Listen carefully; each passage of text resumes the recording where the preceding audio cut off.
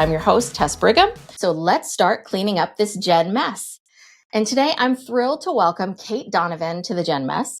Cait is a leading expert on burnout and emotional intelligence, known for her unique approach that blends Western behavioral sciences with Eastern wellness philosophies.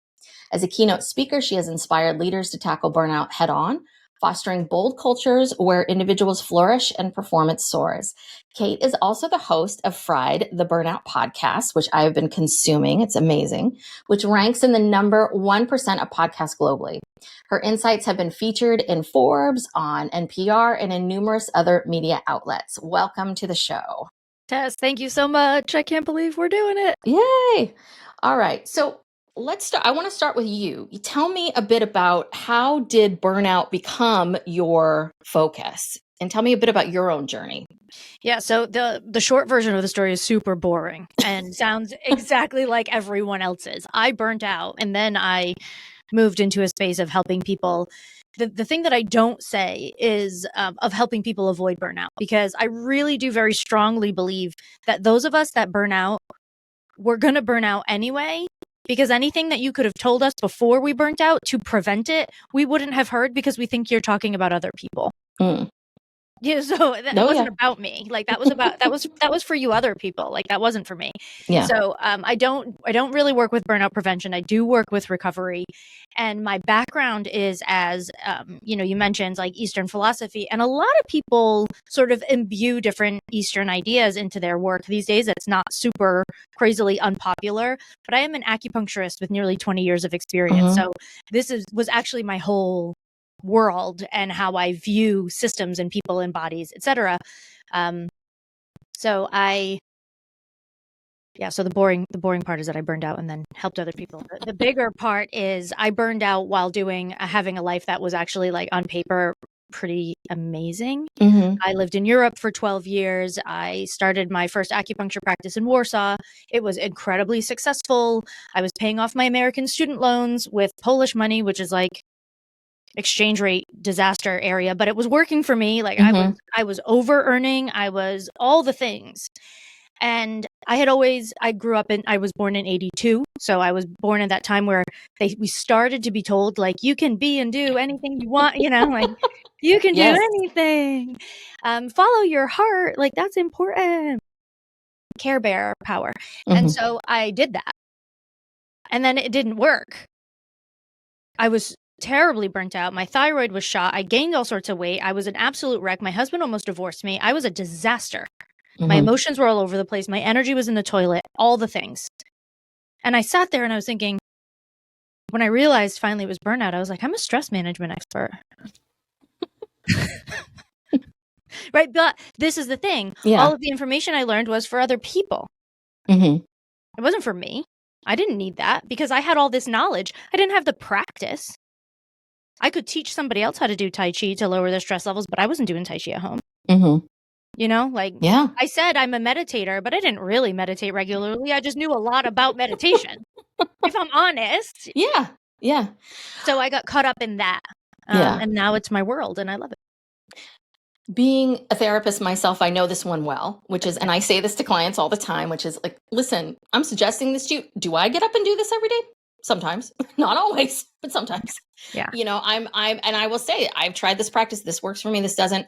But we, people that work in this space, anything in I will say healthcare, health in mental or emotional or physical space, they're right. We get into that compassion fatigue. We get into that. And this, I think that we believe that because we teach it, it should just be automatic for us. Like it should be in there. And I think that's one of the pieces that has, you have to kind of release your ego a bit. And that's one of the pieces for me especially in the last 10 years of just letting that go and being able to say, yeah, I too am human. I too make mistakes. I am beyond those things. While I can teach you these things and I understand these things, implementing it is a different story. Yeah. So tell me a little bit about, because I talk about burnout a lot in companies. I'm very fascinated by this because this is something that all organizations, number one, this is the thing they are trying to figure out and solve. But I love what you said about prevention, because you're absolutely right. Knowledge is important, but it's not the full picture. No. So is this what you're finding across the board with the people that you're working with, that there's a tremendous amount of knowledge, but just a lack of implementation? Yeah, everybody I work with is smart. Yeah. Everyone I work with is smart. A lot of them are fellow acupuncturists, therapists, lawyers. Yeah, I'm working with people that have like high degrees, make good money, and just didn't notice. So, and I think this is a twofold thing. One is this can't happen to me because I know better in a lot of areas. The other part of it is if there's any level of ACEs, right, adverse childhood experiences, that interfered with brain development. So my other degree is biobehavioral health. And so if there's anything that interferes with brain development at that time, what we've noticed is that your ability to interocept, to read what's happening in your body and respond appropriately, is diminished. So you miss the signs of burnout, not because you're not looking, because you don't see them, because that part of your brain is not fully active. And you have to, as part of your recovery process, tap into it on purpose and like make it grow so that you can stay out of this. So I think that some part of it is that those of us that are going to burn out, don't think the information is for us. So we don't do as much listening. And those of us that are going to burn out tend to have lower levels of natural interoception. So we just don't notice the red flags as they go until they are like multiple and all burning. Yeah. That's usually what leads someone into getting that help. And in a perfect world, right? Someone could help long before, but sure. And but if I you think don't notice it, that's not going to happen. Yeah. And then there's a tremendous amount of shame in that. There's a tremendous amount of shame that we place on ourselves with that piece of it as well. Yeah. So let's talk about, I want to talk about, because we're committed to solving the gen mess here. So I want to talk about what you see across the generations, because you mentioned you were born in 1982. That makes you a very early millennial. I was born in 73, which makes me a Gen Xer. And I think I got those same messages. Plus that was during the time where our mothers were very much like, you have to have a career. Don't write. Don't rely on anybody. You got, do this. But also if you want a family, that's great too. You can have it all. Yeah. You can have it all. And it sounds like maybe you got those same messages. So I'm very curious of what you're seeing across the board with the various generations. Is everybody stressed at the same rate, or is there a huge difference? I think millennials at the current moment, especially the elder or geriatric millennials, so my counterparts, are in a real dangerous zone. They're in a real dangerous zone because of the follow your heart, follow your heart, follow your heart. Also, but have stability and build a I didn't have kids because I couldn't figure out how all that was supposed to work together. I just never made sense to me that was all possible. My parents, as an example, though, chose time over money. So they both worked very low paying jobs that gave them access to time freedom. And so I went the opposite way, and I was like, screw that. I'm going to be bougie. Like, I want a nice car and I want all the things I couldn't have. So I pushed for the money and was not convinced of my value. So overgave all of my patients all the time. Right. So, it's kind of a messy thing. So I think for the millennials, we're stuck in this world of when parenting got much harder. So you're just short of 10 years older than me, right? That was still like when people were having kids at quote unquote normal ages, like sort of mid to late 20s. That was still happening for your people, like for your counterparts, a lot of them. And there weren't as many activities for kids. Push that 10 years later, every kid has 7 activities. If you don't go to all of them, you're a jerk.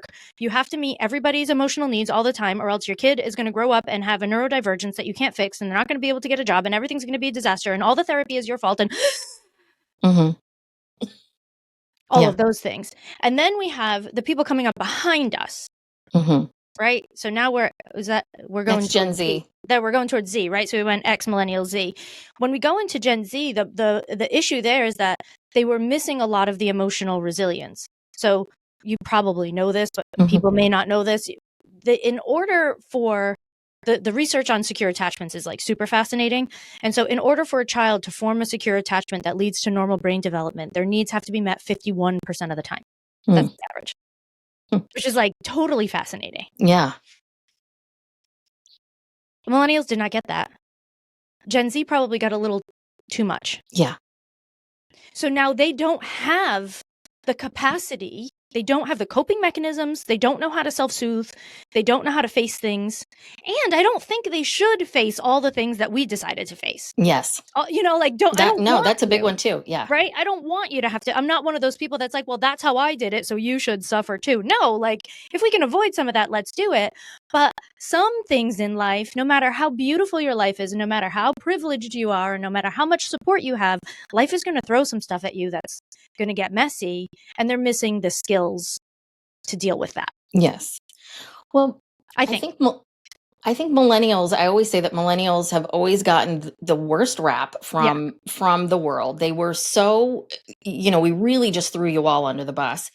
And because as I try to, when I go and I talk to older generations about what's going on, I said, stop for a second here. This millennials were the first generation that came of age when everyone had a platform where they could share their opinions. I said, listen, you go back, they were criticizing us that we were slackers, we were, lazy, we were this, we were entitled, we were blah, blah, blah, blah, blah. Exact same things were said, and exact same things are being said about Gen Z. I mean, every single time we complain about youth, but unfortunately, you all got a lot of this hate. And then it became this story of youth is entitled, social media, right? And then this becomes the tale. And what I see with my millennial, especially female clients, is that because they're all about finding ways to maximize time. How do I maximize this time? Like getting apps, and then I'm going to get this app, and the app's going to do this for me, and then I'm going to do this and that. And that way of just thinking about time, because there's so much to do, and I've got to get it all done, and I've got to look fabulous and amazing and wonderful while I do it. And then that pressure, I mean, it's so interesting, because it's that, and it's the social media, and the fact that now you have to put every life event on film for everybody.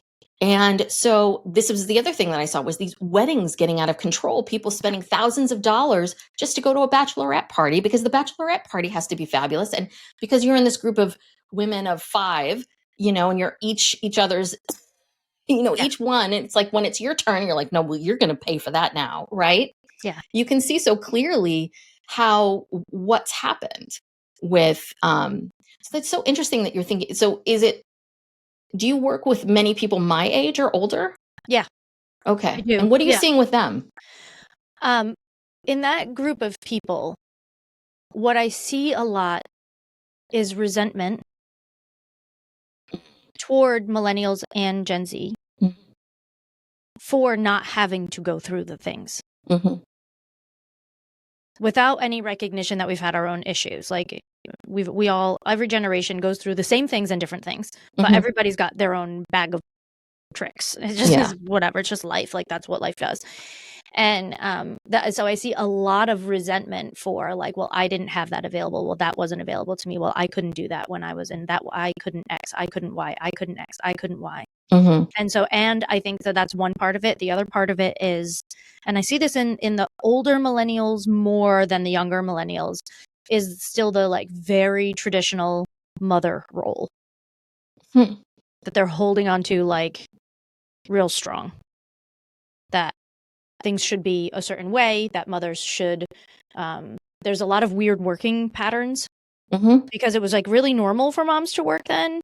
But then also, like, there's just a lot of weird ideas for me about, like, like, how much you have to do for your kids. And I think the elder millennials, like my friends, are in a similar place. Like, I had a client X amount of years ago, and she was a Gen Xer, and she at the time had a daughter that was like 12. So she had a later child, and she was super resentful because every day she was picking out clothes for her daughter to wear at night and ironing them and putting them on a chair. And then her daughter was getting up in the morning and wearing something totally different that didn't match and probably smelled bad because like she was 12 and like she didn't care, you know? And I said, but I was like, remind me, maybe I have this wrong, but your daughter's like 12. Mm-hmm. And she was like, well, yeah. I said, well, why are you picking out a 12-year-old's clothes? And she was like, well, and I was like, well, yeah. Like, yeah. What are we doing? Yeah. So I think there was a lot of like trying to emulate things that there weren't actually time for didn't exist anymore. Mm-hmm. Yeah. It's so interesting. That is so, it's just so interesting. It's so interesting how people get very stuck on one thing or two things and they cannot say, like, it's so clear to everybody else, but it's just like, and every day she's getting up and doing this. And she sees the clothes sitting there. She's pissed. She's mad. Yeah. You know, she's doing this every single And you're like, why? Every single school day, she's going through this. What are you doing? Yeah. Yeah. When we really dug underneath it, right, it turned out that she had been bullied as a kid for her clothes. Wow. Yeah. And I was like, well, okay, but she's not you. And she clearly doesn't care if her clothes match or are ironed or like she does not care. Mm-hmm. It's not bothering her and she's not getting bullied for it yet. So she's probably not going to. It's probably too late. I mean, you can get bullied at 12, but like this kid has clearly made her mark and made her decisions. Yeah. Well, yeah. And she can be bullied for a million different things. And I think that that's a very natural parent reaction. Sure. I have a 17-year-old and it's that reaction. Like you don't want your kids to go, you know how painful that is. You know how difficult that is. And you're absolutely right that my generation, we probably, because I think we felt like we were so feral, that we were just thrown to the wolves, that we were just like, okay, bye, you know, and I always say Gen X raised on hose, water, and neglect. I mean, and so we've had such a huge reaction to how we felt that we really did want to do all those things for our kids. We wanted them to feel safe. We really did. And physically. Huh? Physically. We wanted them to feel physically safe. So, and all of this happened at the same time that technology was increasing and increasing and increasing. And I'm going to get back to Gen Z in a second, but for millennials, what was happening is, and I really think this is my theory on why millennials are so burned out. And you can tell me I'm right or wrong. So is because when they entered the workforce, we had technology that we did not have before. And in some ways, it was really like my millennial clients had opportunities to make money that I could have never made at their age because of technology, because of some of these other things.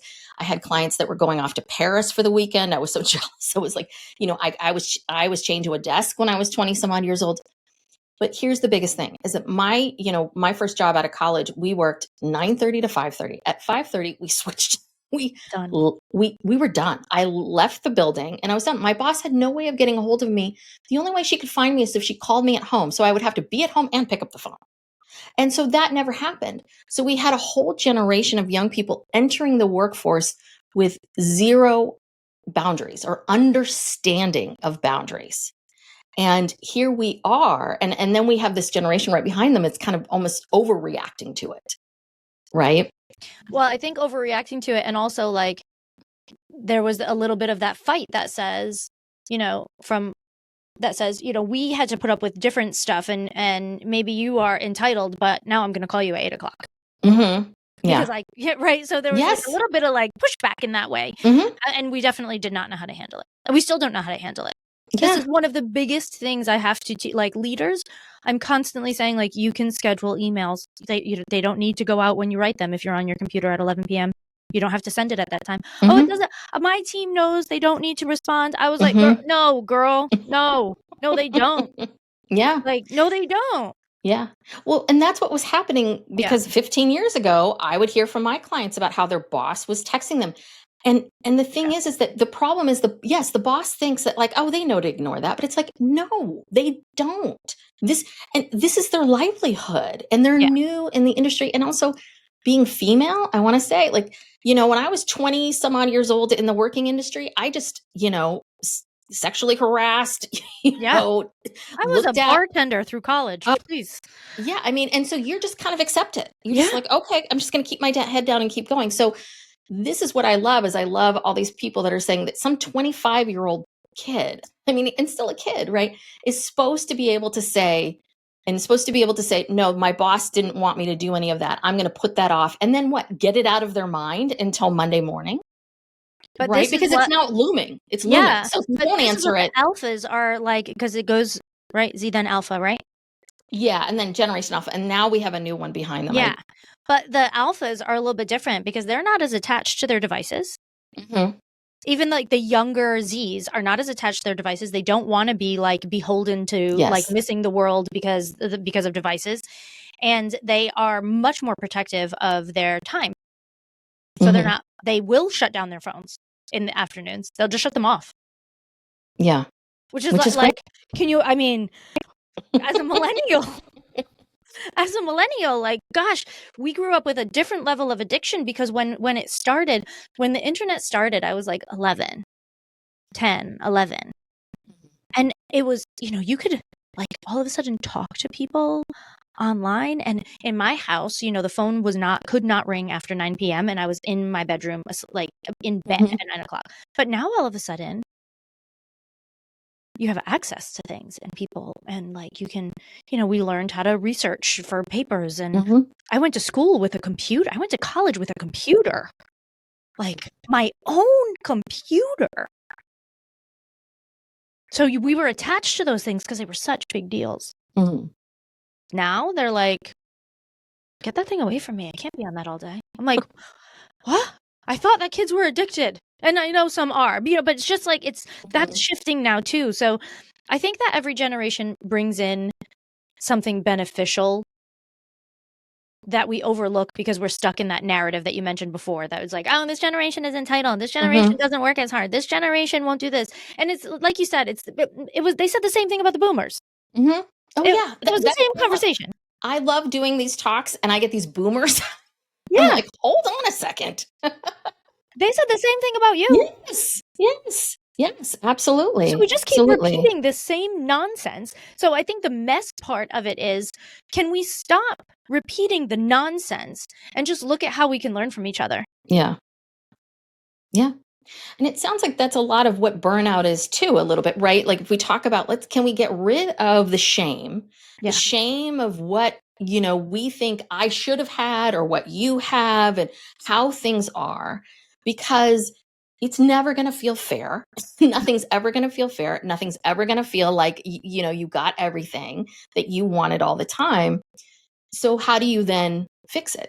And so I would love to hear from you just about, I know that you said it's not about prevention, but I would love to hear from you a couple different things, which is, what are your recommendations for burnout? And then, what are your recommendations, if you have some, for each generation when it comes to burnout? So I think the one that goes really well for Gen X and millennials is the resentment piece. I have a small thing that I sell called the resentment journal. It's just like a mini thing. And this is the emotion that I see pop up so frequently that people are not willing to look at. Nobody will admit that they have it, especially if you grew up with any sort of religious anything. You're evil. Like resentment is like evil, so you don't have it. And what's interesting is it was the thing that kept coming up the most during my own recovery when I was doing proprioceptive writing, which is a technique that involves basically like doubling down on questioning yourself. So you start writing a little bit stream of consciousness, but then you interrupt yourself. So you say, oh, like I was so stressed the other day. And when I say stressed, what I really mean is, and like really digging into specificity around what you mean around emotion words, what you mean around when you make sort of broad statements, like what are you really talking about? And the more I did that, the more I kept coming down to feeling resentful that other people could do this and other people could do that. And I, all this stuff. And then when I took the resentment and I went another level deeper with it, and I spent 5 years with it, I found that it does two things. One, it shows you where your boundaries are off. Sometimes it's you crossing them. Sometimes they're being crossed. Sometimes, whatever the combination of in there, the boundaries are off. So they need to be addressed. Sometimes that's not a conversation with anyone. Most, I would say 75% on average, is just ish that you have to stop doing. Yeah. Like, you just have to, you don't have to say no. You don't have to say yes. You don't have to explain anything. You just have to stop. Like, don't take your daughter's clothes out tomorrow night. Stop it. Stop doing it, and nothing will happen. The only thing that will change is that you will not spend 10 minutes every night ironing your daughter's clothes that she's not going to wear. That's the only thing that changes. Additionally, what changes is your relationship with your daughter, because you're not mad at her all the time. Yes. Right? So we're changing two things by you not doing something. So I would say the most of the boundary issues are with that. And sometimes there's some conversations that need to be had. The other thing that resentment teaches you every single time is where you are engaging intentionally but subconsciously in self-neglect and abandonment. A lot of times when we are mad at our partners or our friends that they are able to do something that we're not able to do, we are able to do it. We just don't let ourselves do it. And we think that other people shouldn't let themselves do it either, because if I can't do it, then you shouldn't be able to do it. And why can you do it and I can't do it? But it's mostly you're just not letting yourself. You are forcing yourself to do the dishes instead of lay on the couch, where the dishes are still going to be there in the morning. You can do them in the morning. If what you really need if you are resentful that your partner is laying on the couch, knowing that there are dishes that need to be done, you can also lay on the couch. If that's what you need. That's it. Yeah. So the two things, so boundaries and self-abandonment and self-neglect. And we are, I keep going backwards. Gen X and millennials are queens and kings of self-abandonment for the perceived value of other people that other people often don't feel or are not grateful for because they didn't ask for it or whatever. So we're famous for that. I think with the younger generations, it's a lot more about helping them find a balance between having a job that suits them and being able to fully adult. Yeah. And saying you're gonna have to make some sacrifices and you're gonna need some coping skills. I don't want you to have so many coping skills that you'll burn out, because that's what happens. But you need to have enough to be able to handle some stuff. Like, you can't just, you can quit anything you want all the time. But I want you to be able to live a life that's fulfilling, and a life that's fulfilling, it includes challenges. And so sometimes they are under challenged and a little bit bored. So their flavor of burnout looks a little bit different. Yeah. Yeah. What's so interesting is that my son has been home since the pandemic. He's got a lot of anxiety and depression. And so we've been homeschooling him, and he's going to take the equivalency test. And so what's been interesting is I've noticed that he is very resistant to adulthood. And I really started digging into it. I'm like, why? And I think the thing is that he has been observing my husband and I running around like crazy people. And they're like, no, thank you. Yeah. And they're like, oh, that looks sucky right now. This is good. Mom's making all my meals. Why would I want this to go? Yes. And this is the big thing, because I'm constantly amazed with my son. Like, I couldn't wait to get out of the house. I love my parents. They're great people, but I was ready to go and forge my life and do all this stuff. And I think that the fact that we live in this world where people are home more, which there is more flexibility of that, is it good for your kids to see you all day long stressed out? And I do know that I'm also probably, if I just picked him up after school, or if I came home and he was there, I think I would obviously be in a different headspace than I am at noon. And I'm trying to shovel food down my throat before I have to get back to the next thing. Yeah. And so there's all of these consequences, or I don't want to call them consequences, but effects from everything that's going on in our world that we're not even quite aware of. Yeah, and I think that's what you said is absolutely critical. Like, the kids are just looking at us and saying, no, thank you. If that's the way it's going to be, like, no, thank you. And I'm like, well, but we don't change this unless you come in and say, That's how it starts changing. Like, you are going to be in charge within 10 years. Mid-level, you will be the mid-level managers in 10 years, because I'm 42. I'm almost done in that, my high time in corporate structure is almost past. Yeah. Already. Yeah. You're going to be in charge soon. So you need to stick around long enough to know what you want to change and then implement those changes. And you have to have the energy to do it. And you have to have the ideas to do it. And you have to have the creative problem solving to do it. And you have to have access to your brain faculties to make that happen and get people on board and create buy-in and do all those things. But there's a little bit of a lack of resilience, which I hate saying in that way, because these poor kids in the pandemic and oh my God, I can't imagine. And the school shootings and oh my God. I don't really feel like Columbine happened while I was in school, but it felt really far away because even the internet then was not that big. So it wasn't everything kind of in your face, but the pandemic. Yeah. Shoot. There is a certain amount of resilience you have to have in order to get through that. But then I think a lot of them were just like, I'm done. Yeah. And I'm like, you're 17, girl. You got to get a job. Well, and they're done. And then they've got parents, the Gen X parents, who are just feeling, of course, now guilty and bad and like, oh, wait, hold on. And I'm reading this book right now, The Anxious Generation by Jonathan Haidt. Am I saying his last name correct? I think so. So fascinating. So fascinating. And I think this is the other part too, is with millennials, you unfortunately were the guinea pig group of, and so then Gen Z looked at that and went, oh, we don't want to do this like this. We're going to do it like this. And I think unfortunately Gen Z is another guinea pig group. I often say these two groups have been real guinea pigs for technology and how it's going to show up because what was it 2 years ago that the Surgeon General came out and said, I think these phones aren't good for kids, under 12 or something, 14. No kidding. And it's like, but my kid now is old. I'm like, wait a second, hold on. And so, but parents, we feel such guilt. We feel bad, but it's like, no, we were just bebopping along in society. Well, when I was growing up, I mean, all my vegetables, not all, but most of my vegetables were canned. Yeah. And I ate Lunchables. Yeah. Or how much water did you drink? None. No one was talking about water. Yeah. I drink water maybe at gymnastics, and maybe at field hockey, maybe during sports activities particularly. But outside of that, no, I was drinking powdered fruit punch with red colored 40 or whatever. Yeah, and we're here. Yeah, I mean, I'm not doing too hot, to be honest. People are always like, but we're fine. I'm like, are we? I've been an acupuncturist for a long time, and we are not okay, folks. We are really not okay. Yeah. But, what are you going to do?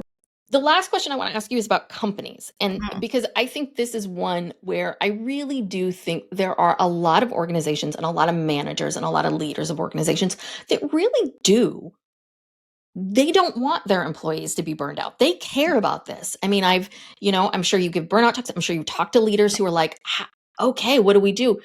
So let's say I'm a leader of an organization and I have a mixed group of people, but probably I'm, maybe my age or your age, and I'm leading a group of younger people. What can they do to help with burnout? This is a huge conversation. Okay. That's for the next episode. That's a huge conversation, but I will start with this.